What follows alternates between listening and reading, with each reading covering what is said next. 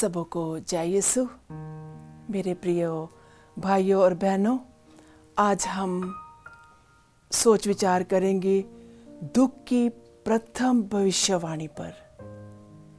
प्रभु यीशु अपने दुख की प्रथम भविष्यवाणी अपने शिष्यों के साथ करते हैं और इस भविष्यवाणी में हम देखेंगे कि प्रभु यीशु अधिक विस्तार से अपने शिष्यों के साथ बात नहीं करते हैं, किंतु उन्हें एकांत में बुलाकर कहते हैं, मेरी बातों को सुनो।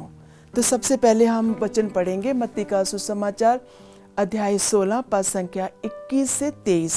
सुनेंगे ध्यान से।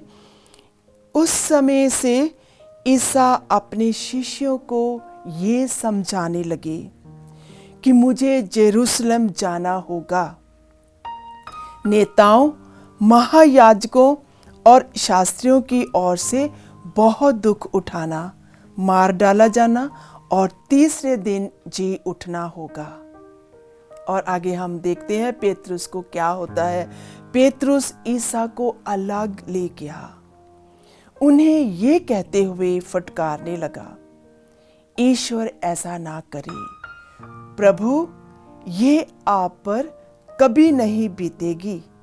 इस पर ईसा ने मुड़कर पेतरुस से कहा, हट जाओ शैतान, तुम मेरे रास्ता में बांधा बन रहे हो। तुम ईश्वर की बातें नहीं बल्कि मनुष्यों की बातें सोचते हो। मरकुस का सुसमाचार अध्याय 8 पद संख्या 31 और 33 में हम सुनेंगे। उस समय से ईसा अपने शिष्यों को स्पष्ट शब्दों में ये समझाने लगे कि मानव पुत्र को बहुत दुख उठाना होगा, नेताओं और महाशास्त्रियों द्वारा ठुकराया जाना, मार डाला जाना और 3 दिन के बाद जी उठना। पेतरुस ईसा को अलग ले जाकर फटकारने लगा, किंतु ईसा ने मुड़कर अपने शिष्यों की ओर देखा और पेतरुस को डांटते हुए कहा, हट जाओ शैतान, तुम ईश्वर की बातें नहीं बल्कि मनुष्यों की बातें सोचते हो। संत लूका का सुसमाचार अध्याय 19 पद संख्या 21 और 22 में हम देखते हैं, उन्होंने अपने शिष्यों से कहा, मानव पुत्र को बहुत दुख उठाना होगा, नेताओं, महायाजकों और शास्त्रियों द्वारा ठुकराया जाना, मार डाला जाना और तीसरे दिन जी उठना। सो तीनों वचनों में हम संत मत्ती, मरकुस, लूका में हम देखते हैं प्रभु यीशु अपने दुख भोग के बारे में अपने शिष्यों को बताते हैं। और देखो हम देखते हैं किस तरह पतरस प्रभु यीशु को कहता है कि ये आप पर नहीं बीतेगी।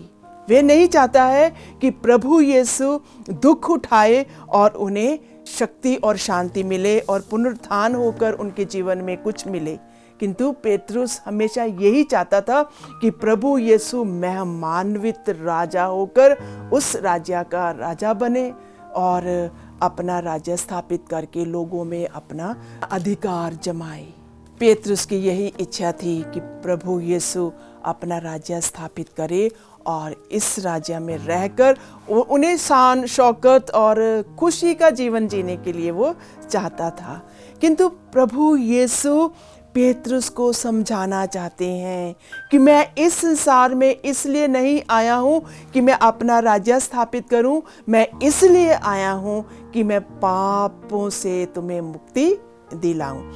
अपने जीवन का मर्म समझाने के लिए वे उन्हें पहाड़ पर लेके जाता है। संत मत्ती का सुसमाचार अध्याय 17 में हम पढ़ते हैं, 6 दिन के बाद ईसा ने पेतरुस, याकूब और उसके भाई जोहन को अपने साथ ले लिया और उन्हें एक ऊंचे पहाड़ पर एकांत में ले गया। उनके सामने ही प्रभु यीशु का रूपांतर हो गया। क्यों रूपांतरण प्रभु यीशु उन्हें दिखाना चाहते थे?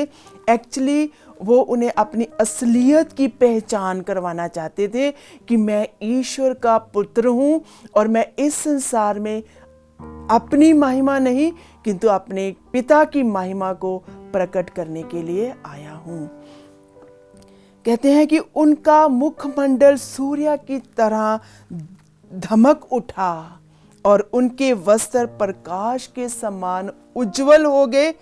शिष्यों को मूसा और एलियस उनके साथ बातें करते दिखाई दिए। जब एलियस और मूसा प्रभु यीशु के साथ बातें कर रहे थे तो पेतरुस और उनके साथियों ने देखा।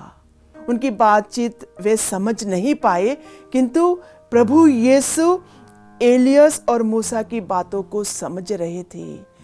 एलियस और मूसा प्रभु यीशु के आने वाली पीड़ा को समझा रहे थे कि किस तरह प्रभु यीशु को दुख उठाना पड़ेगा और दुख उठाने के बाद उनका जो रूपांतर है वो फिर से इस राज्य को स्थापित करेगा। तो जब पेतरुस ने देखा तो पेतरुस ने ईसा से कहा, प्रभु यहाँ होना हमारे लिए कितना अच्छा है। आप चाहे तो मैं यहाँ 3 तंबू खड़ा कर दूंगा, एक आपके लिए, एक मूसा और एक एलियस के लिए। अभी इन शब्दों से हम ये समझते हैं कि पेतरुस हमेशा इजी गोइंग वे, वो हमेशा सुख शांति में रहना चाहता था। जब उसने देखा कि प्रभु यीशु का चेहरा धमक रहा है, चमक रहा है, उसके चारों ओर पिता ईश्वर का अनुग्रह है, वहाँ पे शांति है, तो पेतरुस भागकर यीशु के पास आता है। किंतु फिर भी उसकी जो ज्ञान की आंखें हैं वो बंद हैं। वो नहीं जान रहा है कि क्यों प्रभु यीशु ने उन तीनों को उस पहाड़ पर लेकर गया ताकि वे जान जाएं कि प्रभु यीशु का आने वाला भविष्य क्या होगा। यहाँ पर फिर से वे कहता है कि प्रभु हम यहीं पर ही रहेंगे, क्योंकि वहीं पर उसने एक अनोखा और निराला दृश्य देखा। उस दृश्य में ही वो रहना चाहता था। वे बोल ही रहे थे कि उन पर एक चमकीला बादल छा गया और उस बादल से ये वाणी सुनाई दी, ये मेरा प्रिय पुत्र है, मैं इससे प्रसन्न हूँ, इसकी सुनो। क्योंकि शिष्य प्रभु के वचनों को नहीं सुनते थे, वे केवल सुनकर उसे भूल जाते थे, किंतु यहाँ पर पिता ईश्वर अपने प्रेम को शिष्यों के बीच में प्रकट करते हुए कहते हैं, ये मेरा प्रिय पुत्र है। ये प्रिय पुत्र मतलब ये इस संसार में इसलिए आया है कि वे मेरी इच्छा को पूरा कर सके, वे मेरी आज्ञा को मान सके। और मेरी आज्ञा क्या है? संसार की मुक्ति के लिए। प्रभु यीशु इसलिए आया ताकि संसार की मुक्ति हो सके। इसलिए प्रभु कहते हैं इसकी सुनो। इसकी सुनो मतलब जो वचन ये कहता है, जो भविष्यवाणी ये कर रहा है, उस भविष्यवाणियों को, रहस्यमय घटनाओं को, सीक्रेट्स को जानने की शक्ति का बल प्रदान करो। मैं इससे प्रसन्न हूँ क्योंकि इस पुत्र ने मेरी आज्ञा का पालन किया है। वे इस वाणी को सुनकर मुंह के बाल गिर पड़े और वे बहुत डर गए। तब ईसा ने पास आकर उनका स्पर्श किया और कहा, उठो, डरो मत। उन्होंने आंखें ऊपर उठाई तो मूसा ईसा के सिवा वहां और कोई नहीं था। वचन में लिखा है, कुलोसियों के नाम अध्याय 1 पद संख्या 5 में लिखा है, ईसा के ईश्वर तव की सच्ची महिमा की झलक मिलती है। यहाँ पर प्रभु यीशु की सच्ची झलक मिलती है। वे स्वयं ईश्वर हैं। हमें अंगीकार करना है कि यीशु ही प्रभु है। प्रभु यीशु अपने शिष्यों को तरह तरह से, अलग अलग तरीकों से उन्हें समझाते हैं, किंतु उनकी समझ अभी भी प्रभु की समझ नहीं बनती है। क्यों नहीं बनती है? क्योंकि मैंने जैसे बोला कि उनके मन में एक पर्दा छाया हुआ था। और वो पर्दा क्या था? क्योंकि उन्होंने भविष्यवाणियों में सुना है, भविष्यवक्ताओं ने ये कहा था कि प्रभु यीशु का जन्म होगा, वो राजकुमार है, वो राज्य करेगा, वो परामर्शदाता है, वो दया करेगा। तो उन्होंने यही सोचा था कि प्रभु यीशु दुख नहीं उठाएंगे, किंतु वे राज्य करेंगे। तो मैं आज आपको ये बताना चाहती हूँ कि प्रभु यीशु का जो विशेष उद्देश्य है अपने दुखों को प्रकट करने के लिए और उन्हें समझाने के लिए, किंतु वे कभी भी समझ नहीं पाए। आज हम भी जब इस 40 काल में चल रहे हैं, हमें भी प्रभु यीशु के प्रेम को पहचानना है, उसकी असलियत को पहचानना है, क्यों उन्होंने हमारे लिए दुख सहन किए। कभी कभी हम भी पेतरुस के समान यही कहते हैं कि हम दुख ना उठाएं, हम शांत भाव में रहें, हम शांत जीवन सहें। किंतु प्रभु यहाँ पे यही कहना चाहते हैं कि मैं इसलिए आया हूँ ताकि मैं संसार के दुखों को, ताकि मैं संसार के पापों को मिटा सकूं। तो आज के विषय में दुख भोग की प्रथम भविष्यवाणी में प्रभु यीशु अधिक से अधिक नहीं किंतु थोड़ा सा विस्तार करते हैं अपने शिष्यों के साथ कि मैं दुख उठाने जा रहा हूँ। किंतु उनके मन में प्रभु की इस वचन उनमें नहीं समाता है, ना उन्हें दुख लगता है। किंतु उस दुख को दूर करने के लिए पेतरुस यही कहता है कि ये कदापि नहीं होगा, ये नहीं हो सकता है। हम नहीं चाहते हैं कि तू दुख उठाए, तू सलीब पर चढ़ाया जाए, तुझे लोगों के सामने बेइज्जत किया जाए, किंतु हम यही कहते हैं कि तू शांत रूपी जीवन जिया जाए। जिस तरह उन्होंने देखा पहाड़ पर प्रभु का रूपांतर हुआ, उन्होंने प्रभु की महिमा को देखा, स्वर्ग की महिमा को देखा, उसी स्वर्ग की महिमा में पेतरुस रहना चाहता है। तो आज हमारे जीवन में भी यही होता है कि हम यही चाहते हैं हमारे जीवन में कभी दुख ना हो। किंतु मेरे प्यारे भाइयों और बहनों, हमेशा गुड फ्राइडे के बाद ही ईस्टर आता है, हमेशा हमारे जीवन में भी दुख के बाद ही सुख आता है। तो जब हम प्रभु यीशु के जीवन को देखते हैं, उसके पद चिन्हों पर चलते हैं, तो हमारा जो दुख है वो भी परिपूर्ण हो जाएगा। जिस तरह वचन में लिखा है, ईश्वर की सच्ची महिमा की झलक हमें उसके रूपांतरण में मिलती है, उस पहाड़ पर मिलती है, जहाँ प्रभु अपने आप की असलियत को अपने शिष्यों के सामने प्रकट करते हुए कहते हैं, और पिता ईश्वर कहते हैं, ये मेरा प्रिय पुत्र है, इसकी सुनो।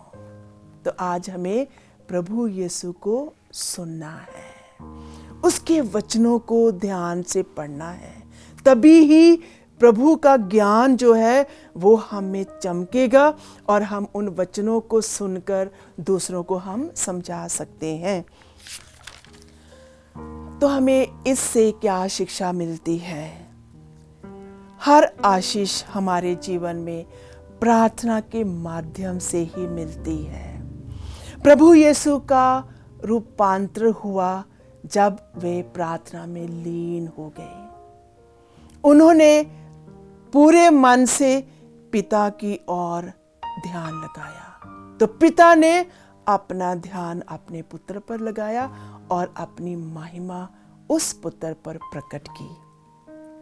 हमें नींद से जागना है, प्रार्थना में ध्यान देना है।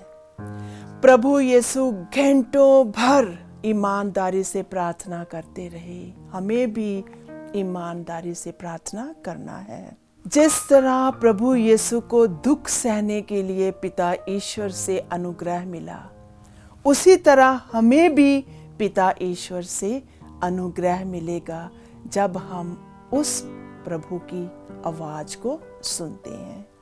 प्रभु यीशु के प्रेम की या असलियत की पहचान हमें तभी होगी जब हम शांत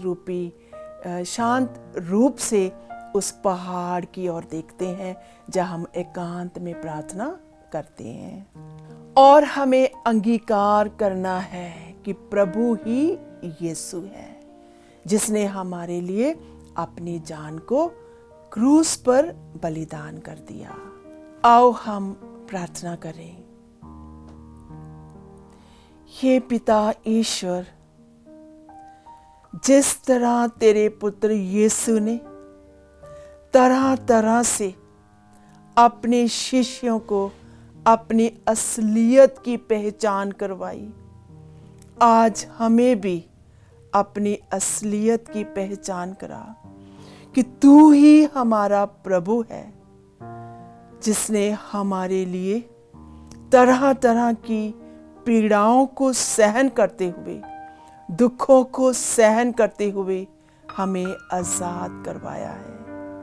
हमें अपनी महिमा दिखा।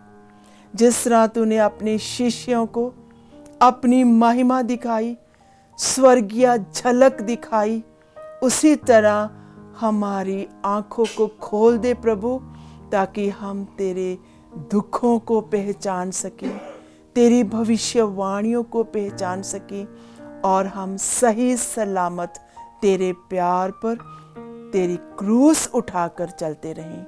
ये प्रार्थना करते हैं प्रभु यीशु के नाम से, आमीन।